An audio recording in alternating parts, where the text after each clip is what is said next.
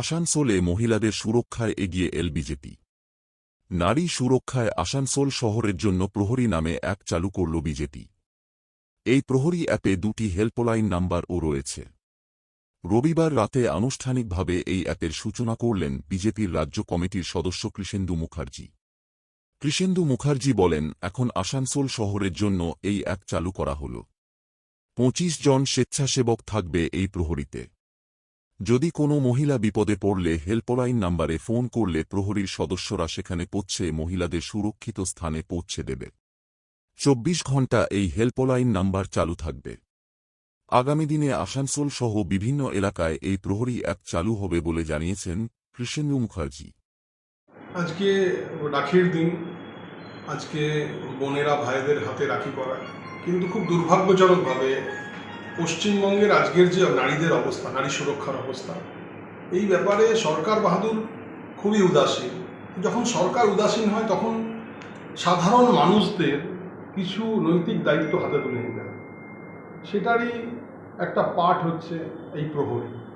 আসানসোলের আমার মা বোনেদের সুরক্ষার জন্য এই অ্যাপটা আজকে আমরা লঞ্চ করেছি। এই প্রহরী 24x7 সদা সর্বদা এই প্রহরী, আমাদের হেল্পলাইন 2টো নাম্বার আমাদের চালু থাকবে, আমাদের ভলেন্টিয়ার থাকবে এবং যে কোনো পরিস্থিতিতে আমাদের মাতৃশক্তি মা বোনেরা কোথাও কোনো অসুবিধার মধ্যে পড়লে আমাদের এই হেল্পলাইন নাম্বারে যোগাযোগ করলে তৎক্ষণাৎ আমরা সেখানে পৌঁছাবার চেষ্টা করব এবং যদি কোনো বিপদ কোনো কিছু হয় আমরা চেষ্টা করবো আমাদের সেই মা বোনকে রক্ষা করার। এটাই আজকের দিনের, আজকের রাখির দিনে, আজকে আমার আসানসোলের মা বোনেদের জন্য আমাদের একটা ছোট্ট ক্ষুদ্র প্রয়াস।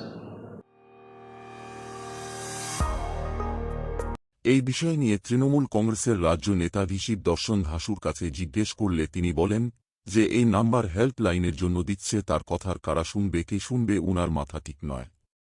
তাই আমি কি বলবো হেল্পলাইন নাম্বার দিয়ে তিনি কি বলতে চাইছেন? আসানসোলে কে করেছে এই ধরনের ঘটনা? কবে হয়েছে? কোন জায়গা হয়েছে? কারা করেছে? একটু এই বিষয় জানা তিনি। কে বলেছেন? কৃষ্ণেন্দু মুখার্জি, বিজেপি নেতা। যার কথাতে কই যাবে, যার ইতিহাস আপনি দেখুন, ও কি আছে দেখুন, उसके पास নিজে যাওয়ার জন্য লোক বাইর খায়, আর ওই লোক বলছেন নন্দীগ্রামে যে ঘটনা হয়েছে যার জন্য বল যা। কেন যাচ্ছে না? নন্দীগ্রামে যে ঘটনা হয়েছিল কিছুদিন পহলে, এটা ঘটনা হয়েছিল না? যাকে প্রতিবাদ কেন করছে না? কেন করছে না? এইরকম করে রাজনীতিতে টিকতে থাকতে পারবে না। মানুষের সঙ্গে থাক, মানুষের সেবা কর, মানুষের সুখ দুঃখে থাক, তো মানুষ সঙ্গে থাকবে। এইরকম যে এটা পলিটিক্যাল মুভমেন্ট বা জিমেগারে চলছে বলে যার মধ্যে তুমি একটা হেল্পলাইন শুরু করবে আর তোমার হেল্পলাইনে লোক চলে যাবে। কত ঘটনা হয়েছে আসানসোলে, কত ঘটনা হয়েছে বলতে বলো। ও ঘটনাতে কে ইনভলভ আছে ও भी বলতে বলো। তৃণমূল আছে না আদার পার্টি আছে? আমি বুঝতে পারছি না। আমার সাথী পাগল হয়ে গেছে, ও আমার পরিচিত ছেলে, বড় ছেলে পাগল হয়ে গেছে। এই জন্যই এইসব কথা বলছে। এখন সবাই তো হিরো হতে চাইছে। এখন জুমা 8 দিনে যে পরিবেশে সবাই হিরো হতে চাইছে। কতদিন? 4 দিন পরে ঠান্ডা হয়ে যাবে, এগুলো খুঁজে পাই যাবে।